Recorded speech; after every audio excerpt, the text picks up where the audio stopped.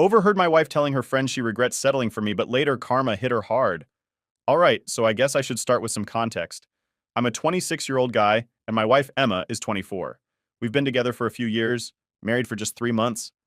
Things have been, well, pretty normal. At least that's what I thought.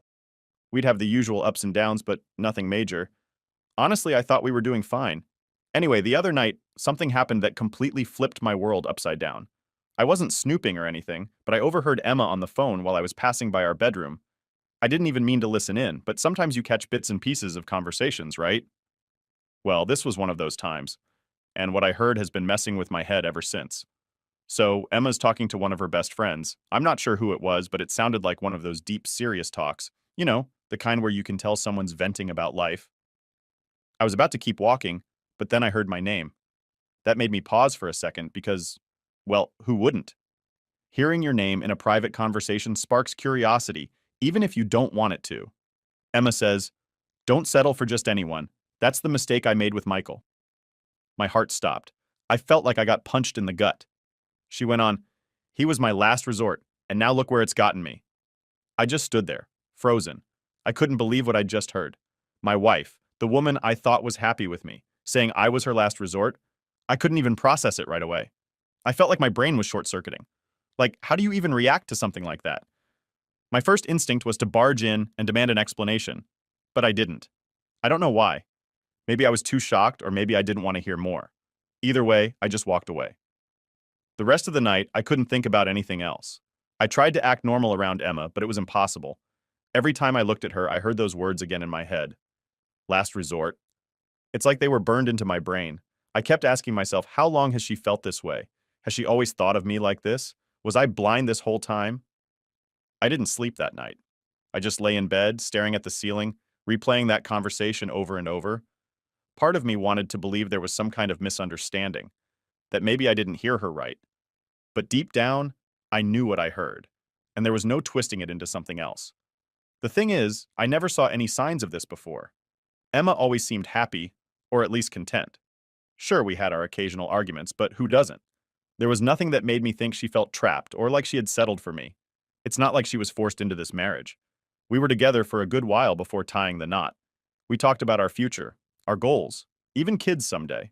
None of it ever felt fake or forced. At least, not to me.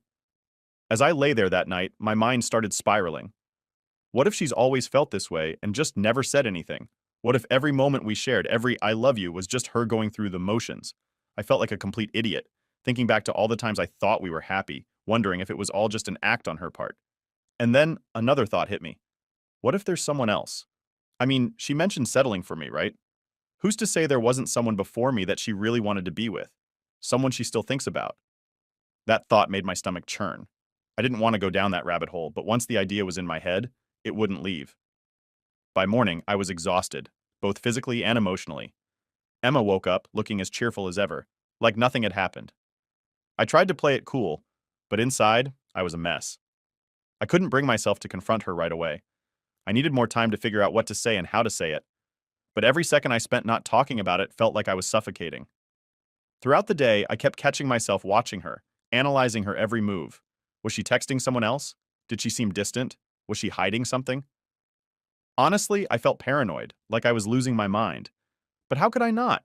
Hearing your partner say you were their last choice messes with you in ways you don't expect. I even thought about talking to one of my friends about it, but I felt too embarrassed. What would I even say? "Hey, I overheard my wife say I was her last resort. What should I do?" It sounds ridiculous, like something out of a bad drama.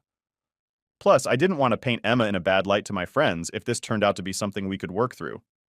But the more I thought about it, the more I realized I couldn't just brush this under the rug. This was too big to ignore. As the day went on, my anxiety kept building. I knew I had to talk to her, but I couldn't shake the fear of what I might hear. What if she confirmed everything? What if she admitted she didn't really love me? Or worse, what if she just shrugged it off like it didn't matter? The thought of confronting her made my heart race, but I knew avoiding it wouldn't make it go away. By the time evening rolled around, I made up my mind. I had to bring it up, no matter how hard it was. I couldn't live with this gnawing at me. So after dinner, I casually said, "Hey, we should talk later." She looked at me, a bit surprised, but just nodded. Little did she know that conversation would change everything. After overhearing Emma say I was her last resort, my mind was racing. I couldn't shake the words, no matter how much I tried to convince myself that maybe it wasn't as bad as it sounded. The next day, everything felt different. I started noticing little things I hadn't really paid attention to before, or maybe I just didn't want to see them. Emma was acting off. I mean, she still smiled, she still said all the right things, but there was something about the way she carried herself, like she was trying a bit too hard to act normal. Or maybe I was just imagining it because of what I heard. Either way, the tension was there, even if neither of us said anything about it. That morning, as we were having breakfast, I couldn't help but steal glances at her. She was scrolling through her phone like she usually does, but every now and then, I'd catch her typing quickly, then deleting and retyping. I don't know why, but it made me feel uneasy. I asked her casually, "Who are you texting?" She looked up, almost startled, like she didn't expect me to notice. "Oh, just a friend," she said, her voice a little too casual. "You don't know her." And then she went right back to her phone. That wasn't unusual, but now everything felt suspicious. I didn't press her, though. I just nodded and pretended like it didn't bother me. But it did. Throughout the day, I kept replaying her words from the night before. Was she texting the same friend she was talking to on the phone? Or was it someone else? My mind was coming up with 1,000 scenarios, none of them good. I kept thinking, what if she's hiding something? What if there's more to this than just her feeling like she settled for me? Later that afternoon, I caught her again on her phone. This time, she was smiling at the screen. It wasn't the kind of smile you give when you're texting a friend about something funny. It was more intimate. I couldn't help but ask, "What's so funny?" She looked up, quickly locking her phone. "Oh, nothing," she said, brushing it off. "Just a meme." But there was something about the way she said it, like she was trying to keep me from digging any deeper. That's when the doubt really started creeping in. Was there someone else? Was she still talking to an ex or someone from her past? I didn't want to be that guy, the paranoid husband who questions every little thing, but after what I heard, I couldn't help it. Every little action felt like a clue to a bigger secret. The weirdest part was how normal she was acting otherwise, like nothing had changed. We still went about our day, running errands, making dinner, watching TV together, but there was this unspoken tension between us. At least I felt it. I don't know if she did or if she was just that good at pretending. At one point, we were sitting on the couch watching some random show, and she leaned over, resting her head on my shoulder. It felt nice, but it also felt wrong. Like, how could she be so affectionate after what she said? Did she even mean it? Or was this her way of pretending everything was fine? I wanted to say something, to bring it up right then and there, but I couldn't find the right words. What if I was blowing this out of proportion? What if I misunderstood her conversation? But no matter how much I tried to rationalize it, I kept going back to that one sentence. Michael was my last resort. It wasn't just about the words, it was about the way she said them. There was no hesitation, no hint of a joke. It sounded like something she genuinely believed. And that's what hurt the most. By the end of the day, I was mentally exhausted. I couldn't keep living like this, second-guessing everything she said and did. I knew I had to confront her, but I needed to find the right moment. The problem was, every time I thought about bringing it up, I felt this knot in my stomach. What if the conversation went worse than I expected? What if she confirmed all my worst fears?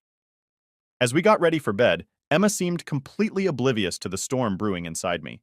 She kissed me goodnight and rolled over, falling asleep almost instantly. Meanwhile, I was lying there, wide awake, my mind racing with a million thoughts. I started thinking back to all the moments in our relationship where I might have missed signs. Were there times when she seemed distant, but I brushed it off as her having a bad day? Were there moments when she hinted at being unhappy, but I was too blind to see it? And then there was the nagging thought. What if she was comparing me to someone else? Someone she thought was better? The idea of being someone's backup plan, the person they settled for because they couldn't have what they really wanted, made me feel sick. I stared at the ceiling for what felt like hours, trying to figure out my next move. I couldn't keep living with this doubt, but I also couldn't just blurt it out in the middle of the night. I needed to find the right time and the right words. But more importantly, I needed to be ready for whatever she was going to say. Because deep down, I knew that once I opened that door, there was no going back. All right, so after a few days of feeling like my head was about to explode from all the overthinking, I finally decided I couldn't take it anymore. I had to talk to Emma.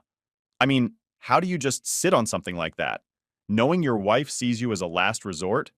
It was eating me alive, and I knew if I didn't bring it up, I'd probably go insane. That morning, we were both home. I tried to keep things as normal as possible, even though I felt like my heart was racing out of my chest. We had breakfast together, but I couldn't taste a damn thing. I just kept staring at her, trying to figure out how to start the conversation. Every time I opened my mouth to say something, I'd chicken out. Finally, I couldn't hold it in anymore. After we finished eating, I took a deep breath and said, "Hey, Emma, we need to talk." She looked up from her phone, a little surprised, but didn't say anything. I motioned for us to sit in the living room. We sat down on the couch, and the tension in the air was so thick you could probably cut it with a knife. Emma looked at me, her face a mix of curiosity and concern. I could tell she was trying to figure out what was coming. "Okay," I started, trying to keep my voice steady. "I need to ask you something, and I need you to be honest with me." She nodded, still quiet.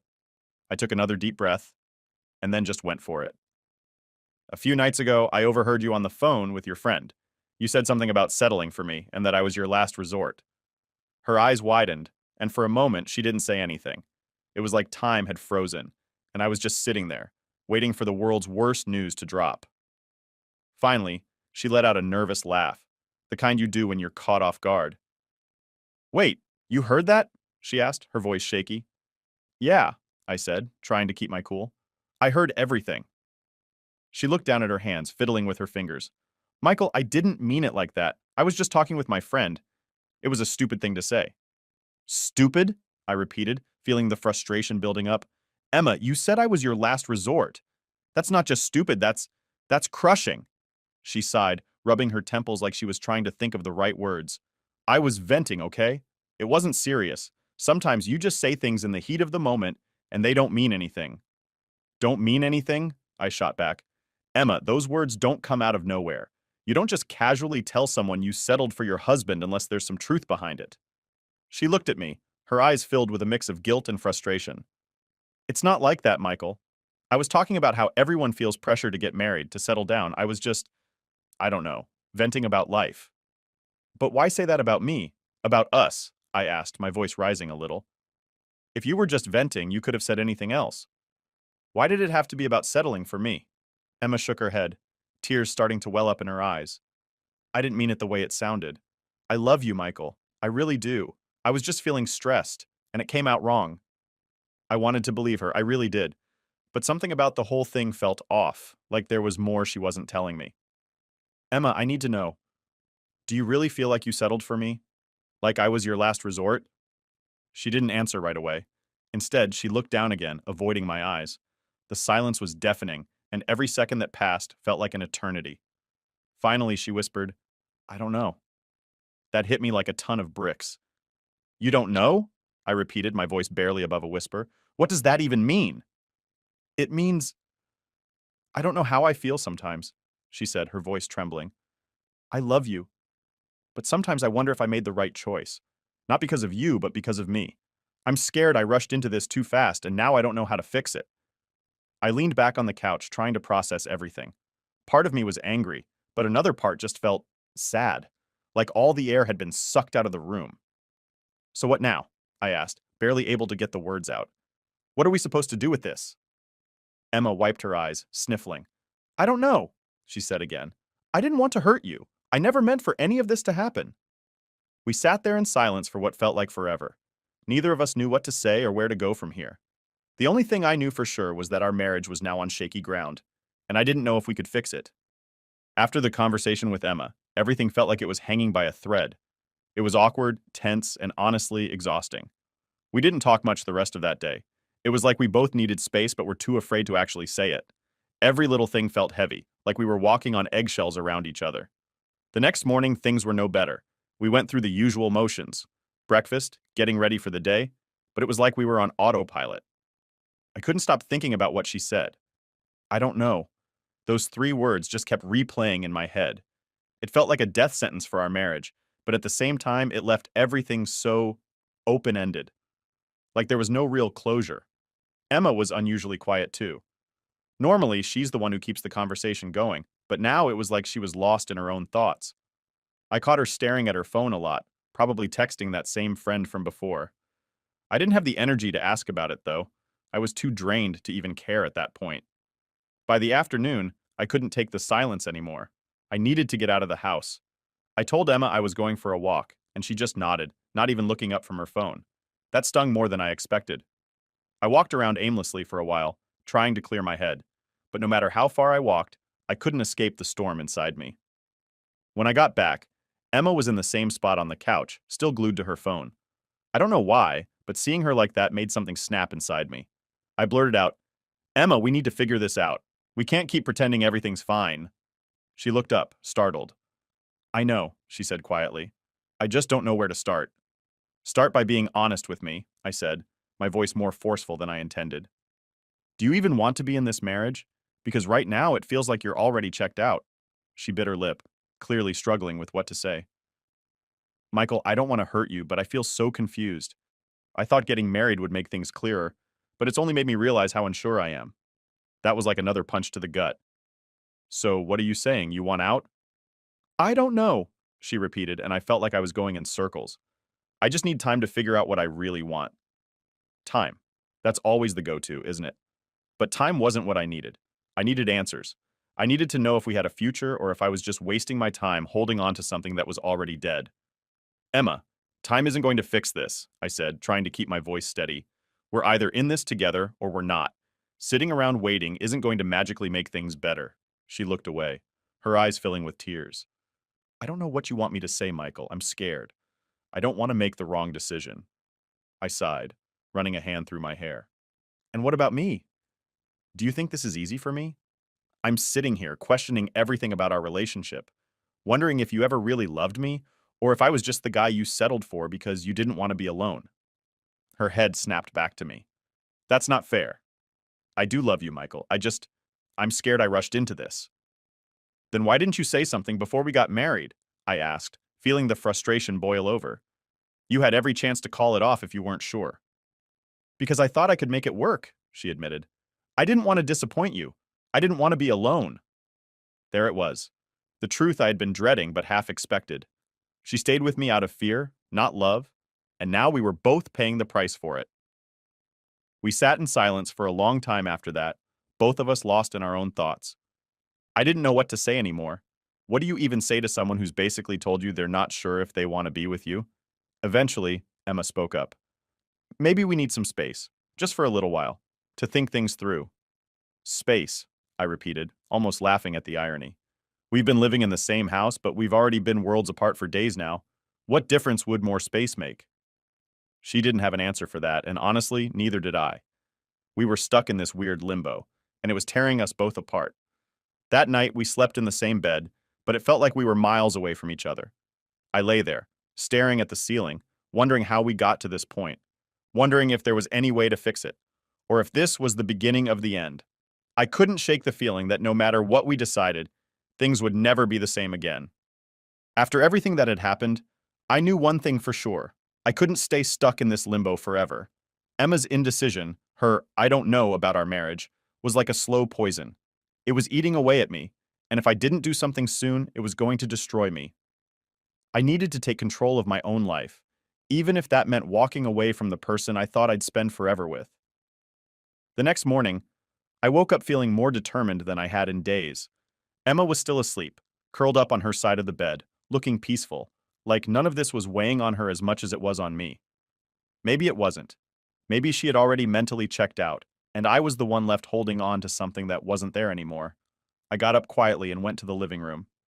Sitting there, I started thinking about what my life would look like without Emma.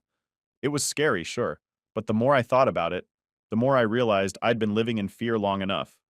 Fear of losing her, fear of being alone, fear of starting over. But maybe, just maybe, being alone was better than being someone's last resort.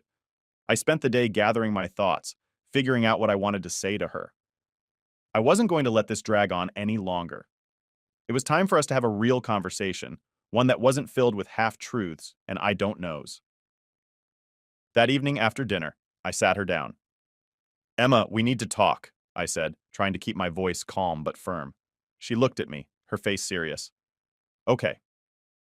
I took a deep breath. "I've been doing a lot of thinking. About us, about everything that's happened. And I can't keep living like this.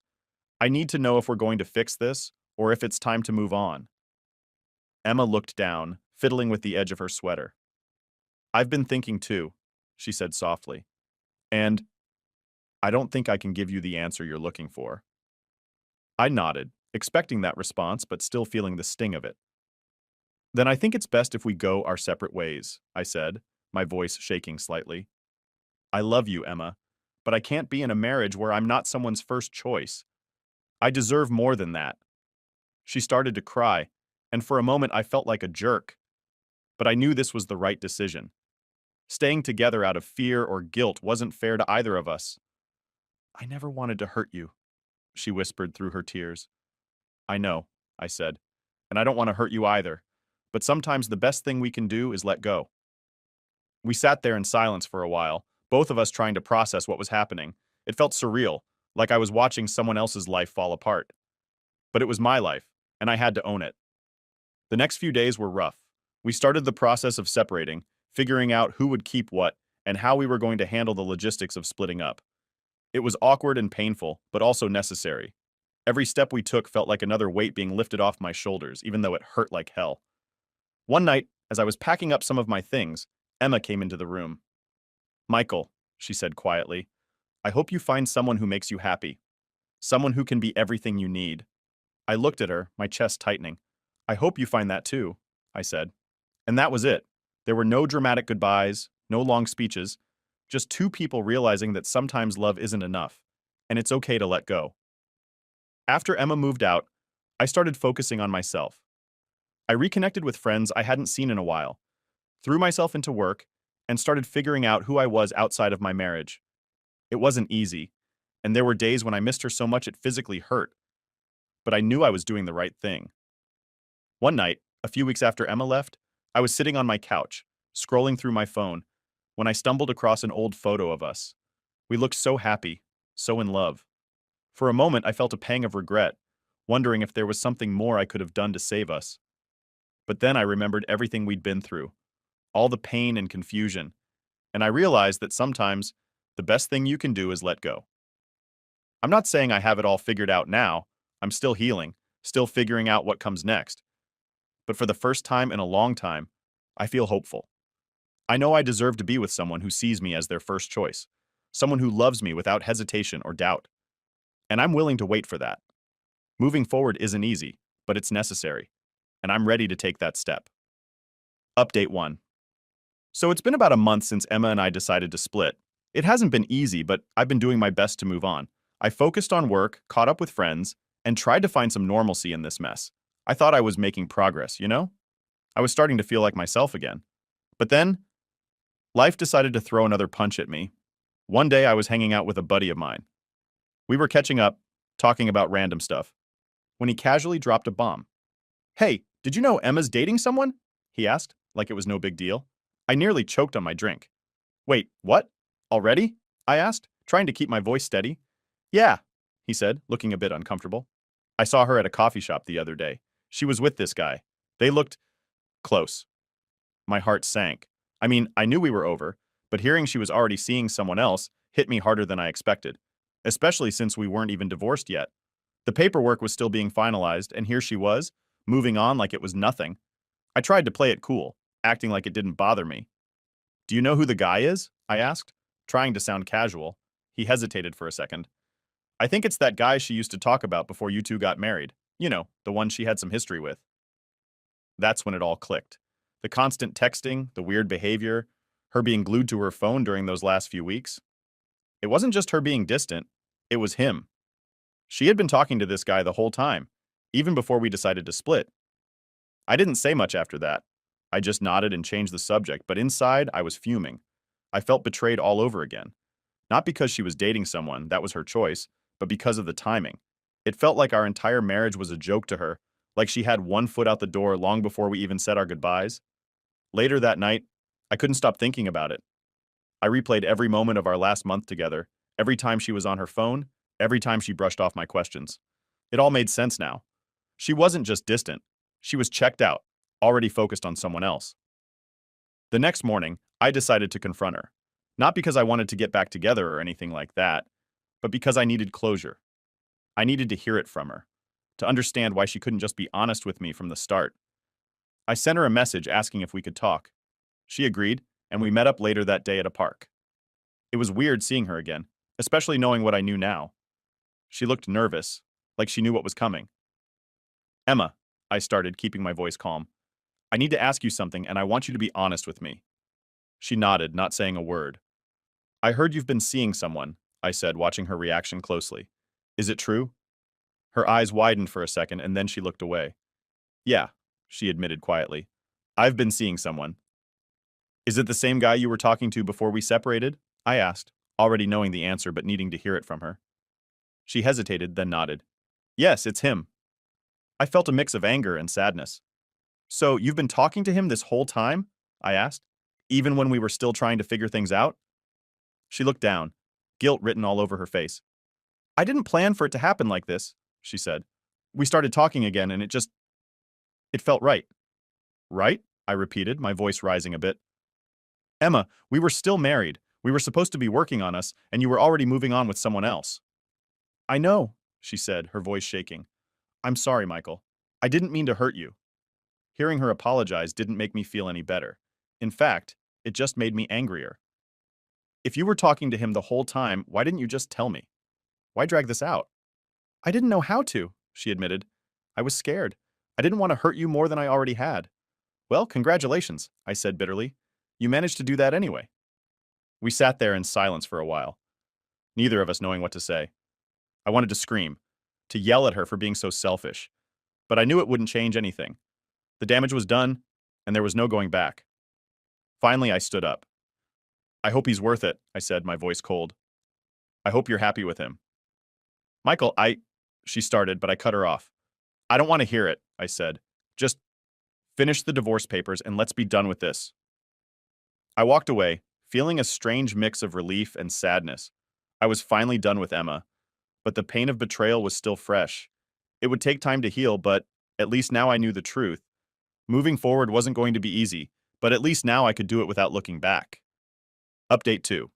It's been a few weeks since I confronted Emma about seeing that guy, and honestly, I thought I was done with all the drama. The divorce papers were still in process, but I'd been keeping my distance from her and focusing on rebuilding my life. Things were slowly getting better. I was starting to feel more like myself, even if the whole situation still left a bad taste in my mouth. Then, one evening, I got a message from Emma. Just seeing her name pop up on my phone made my stomach twist.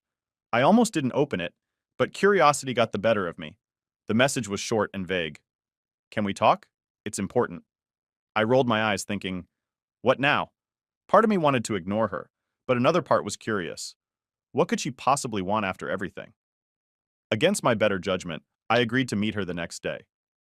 When we met at a coffee shop, Emma looked like a wreck. Her eyes were red and puffy, like she'd been crying for days. She was fidgeting, barely able to look me in the eye. I didn't feel sympathy, though. All I could think about was how much she had hurt me and how I wasn't going to let her back into my life. Michael, she started, her voice shaky. I know I'm the last person you want to hear from, but I need to tell you something.